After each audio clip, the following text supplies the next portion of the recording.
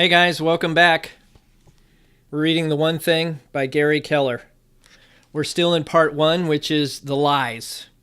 They mislead and derail us. Today, we are taking a look in Story Time with Andy. Chapter 7, Willpower is Always on Will Call. Quote, Odysseus understood how weak willpower actually is when he asked his crew to bind him to the mast while sailing by the seductive sirens. Unquote. Patricia Cohen. Why would you ever do something the hard way?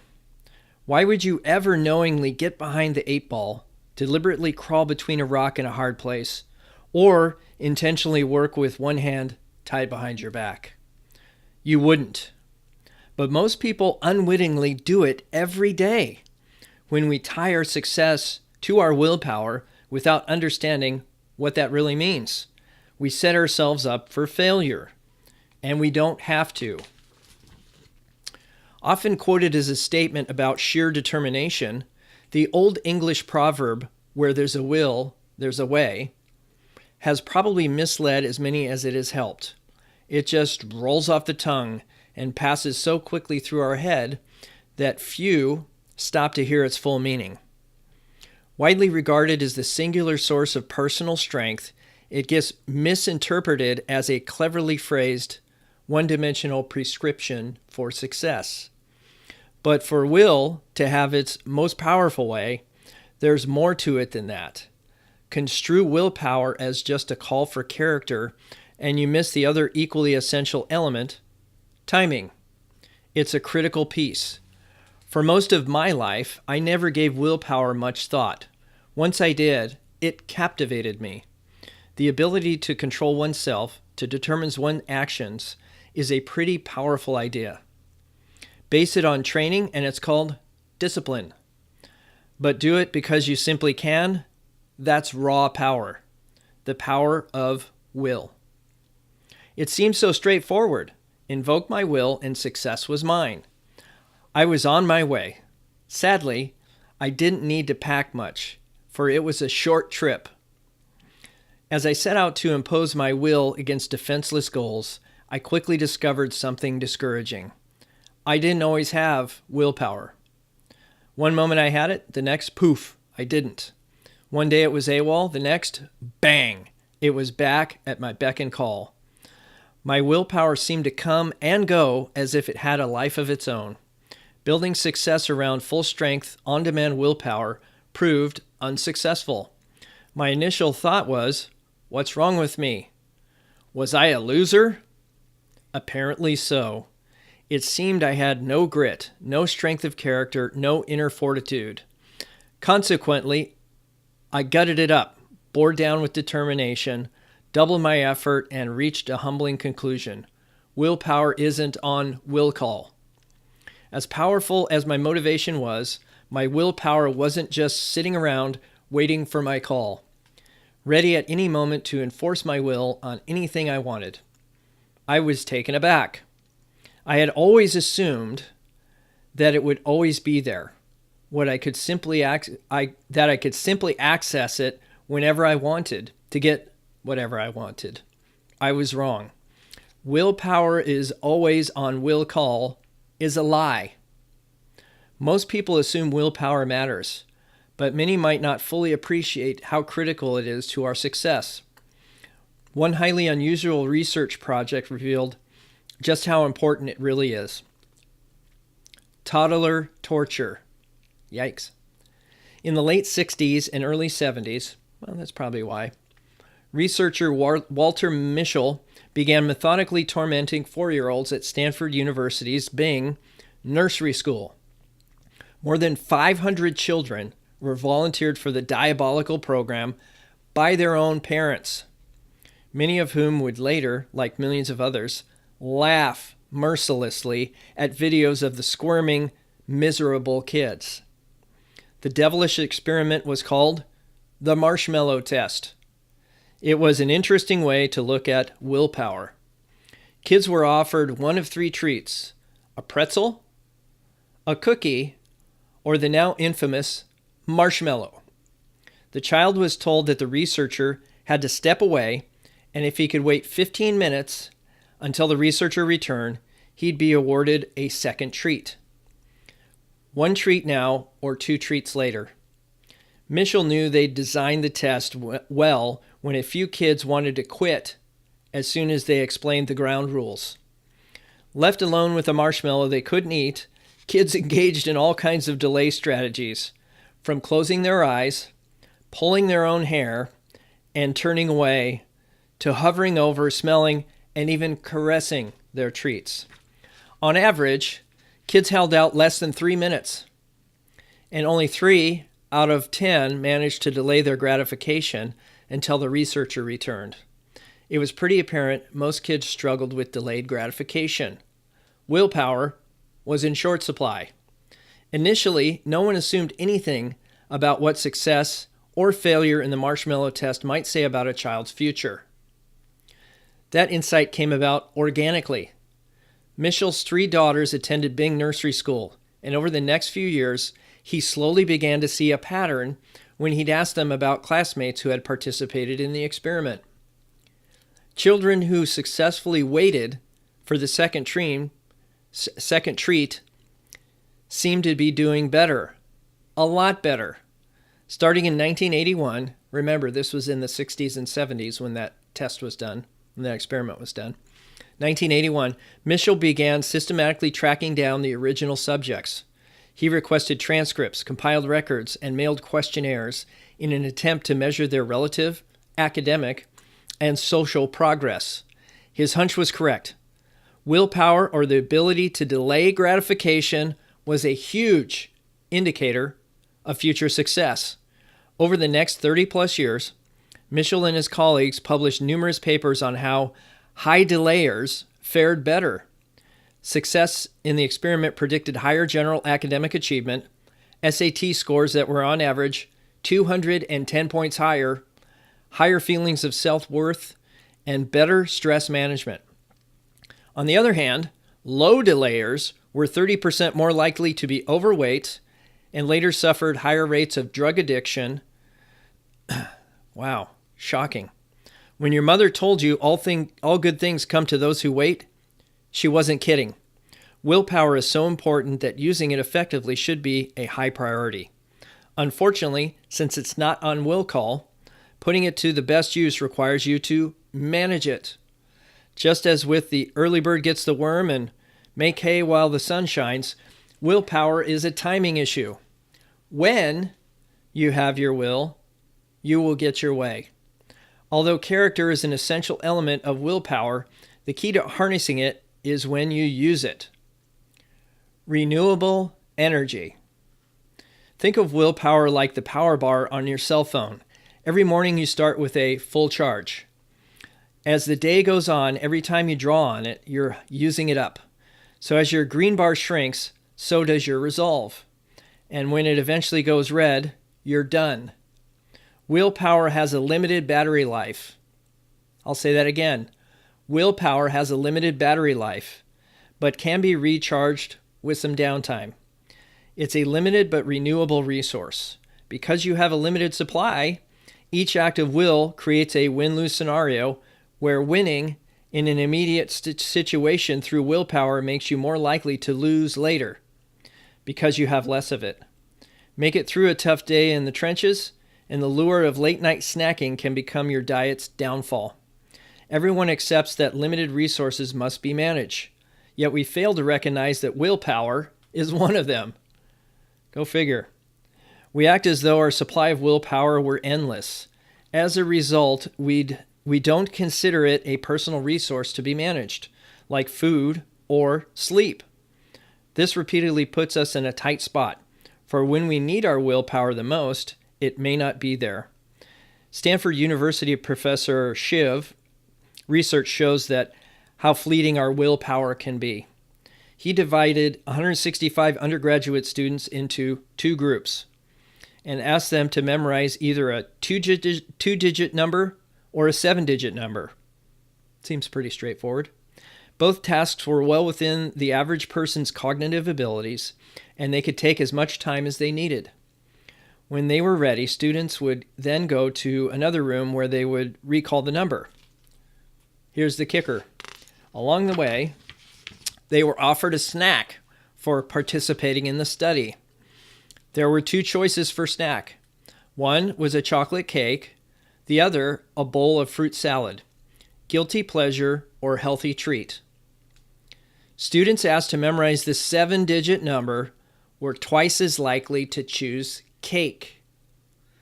This tiny extra cognitive load was just enough to prevent a prudent choice. The implications are staggering. The more we use our mind, the less minding power we have. The more we use our mind, the less minding power we have. Willpower is like a fast-twitch muscle that gets tired and needs rest. It's incredibly powerful, but it has no endurance. As Kathleen Vose put it in Prevention magazine in 2009, willpower is like gas in your car. When you resist something tempting, you use some up. The more you resist, the emptier your tank gets, until you run out of gas. In fact, a measly extra 5 digits is all it takes to drain your willpower dry. While decisions tap our willpower, the food we eat also is a key player in our level of willpower. Food for thought. The brain makes up 1/50th of our body mass, but consumes a staggering 1/5 of the calories we burn for energy. If your brain were a car, in terms of gas mileage, it'd be a Hummer. That's not very good gas mileage. Most of our conscious activity is happening in our prefrontal cortex, the part of our brain responsible for focus, handling short-term memory, solving problems, and moderating impulse control. It's at the heart of what makes us human and the center of our executive control and willpower. Here's an interesting fact. The last in, first out theory is very much at work inside our head. The most recent parts of our brain to develop are first to suffer if there is a shortage. Older, more developed areas of the brain, such as those that regulate breathing and our nervous responses, get first helpings from our bloodstream, that makes sense, and are virtually unaffected if we decide to skip a meal. The prefrontal cortex, on the other hand, feels the impact. Unfortunately, being relatively young in terms of human development, it's the runt of the litter come feeding time. Advanced research shows us why this matters. In 2007 article of the Journal of Personality and Social Psychology detailed 9 separate studies on the impact of nutrition and willpower. In one set, researchers assigned tasks that did or did not involve willpower and measured blood sugar levels before and after each task. Participants who exercised willpower showed a marked drop in the levels of glucose in the bloodstream. Subsequent studies showed the impact on performance when two groups completed one willpower-related task and then did another. Between tasks, one group was given a glass of Kool-Aid, lemonade sweetened with real sugar, Buzz, and the other was given a placebo lemonade with Splenda, Buzzkill. The placebo group had roughly twice as many errors on the subsequent test as the sugar group. The studies concluded that willpower is a mental muscle and doesn't bounce back quickly. If you employ it for one task, there will be less power available for the next unless you refuel. To do our best, we literally have to feed our minds, which gives new credence to the old saw, food for thought. Foods that elevate blood sugar evenly over long periods, like complex carbohydrates and proteins, become the fuel of choice for high achievers. Literal proof that you are what you eat. Default judgment. One of the real challenges we have is that when our willpower is low, we tend to fall back on our default settings. Researchers Levav of the Stanford University School of Business in California, along with Avanim. Anyway, there's some folks from Israel that did some research with a guy at Stanford, found a creative way to investigate this. They took a hard look at the impact of willpower on the Israeli parole system. The researchers analyzed 1,112 parole board hearings assigned to 8 judges over a 10-month period, which incidentally amounted to 40% of Israel's total parole requests over that period. The pace is grueling. The judges hear arguments and take about 6 minutes to render a decision in 14 to 35 parole requests per day. And they get only 2 breaks, a morning snack and a late lunch, to rest and refuel. The impact of their schedule is as spectacular as it is surprising. In the mornings and after each break, parolees' chances of being released peak at 65% chance, and then plunge to near zero by the end of each period.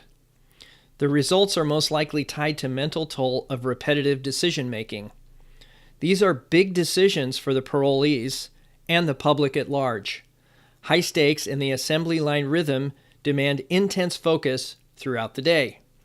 As their energy is spent, judges mentally collapse into their default choice, which doesn't turn out so well for hopeful prisoners. The default decision for a parole judge is no. When in doubt and willpower is low, the prisoner stays behind bars. And if you're not careful, your default settings may convict you too. Food for thought. Stealing from the story. When your willpower runs out, we all revert to our default settings. This begs the question, what are your default settings? If your willpower is dragging, will you grab the bag of carrots or the bag of chips? Will you be up for focusing on the work at hand or down for any distraction that drops in? When your most important work is done while your willpower wanes, default will define your level of achievement. Average is often the result of default. Give willpower the time of day. We lose our willpower not because we think about it, but because we don't think about it. Without appreciating that it can come and go, we let it do exactly that. Without intentionally protecting it every day, we allow ourselves to go from a will and a way to no will and no way. If success is what we're after, this won't work. Think about it. There are degrees of willpower strength. Like the battery indicator going from green to red, there is willpower and there is won't power. Most people bring won't power to their most important challenges without ever realizing that's what makes them so hard. When we don't think of resolve as a resource that gets used up, when we fail to reserve it for the things that matter most, when we don't replenish it when it's low, we are probably setting ourselves up for the toughest possible path to success. So, how do you put your willpower to work? You think about it. Pay attention to it. Respect it. You make doing what matters most a priority when your willpower is at its highest. In other words, you give it the time of day it deserves. Here are some things that actually tax your willpower. Implementing new behaviors. Filtering distractions. Resisting temptation. Suppressing emotion. Restraining aggression. Suppressing impulses. Taking tests. Trying to impress others. Coping with fear. Doing something you don't enjoy. That's a good one for my career coaching clients.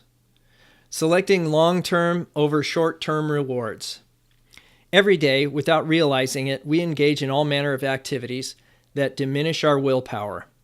Willpower is depleted when we make decisions to focus our attention, suppress our feelings and impulses, or modify our behavior in pursuit of goals. It's like taking an ice pick and gouging a hole in our gas line. Before long, we have willpower leaking everywhere and none left to do our most important work. So like any other limited but vital resource, willpower must be managed. When it comes to willpower, timing is everything. You will need your willpower at full strength to ensure that when you're doing the right thing, you don't let anything distract you or steer you away from it. Then you will need enough willpower the rest of the day to either support or avoid sabotaging what you have done. That's all the willpower you need to be successful. So, if you want to get the most out of your day, do your most important work, your one thing, early, before your willpower is drawn down. Since your self-control will be sapped throughout the day, use it when it's at full strength on what matters most. Here's the big ideas summary for Chapter 7. Number 1, don't spread your willpower too thin. On any given day, you have a limited supply of willpower, so decide what matters and reserve your willpower for it. Number 2, monitor your fuel gauge. Full-strength willpower requires a full tank. Never let what matters most be compromised simply because your brain was underfueled. Eat right and regularly. Number 3, time your task.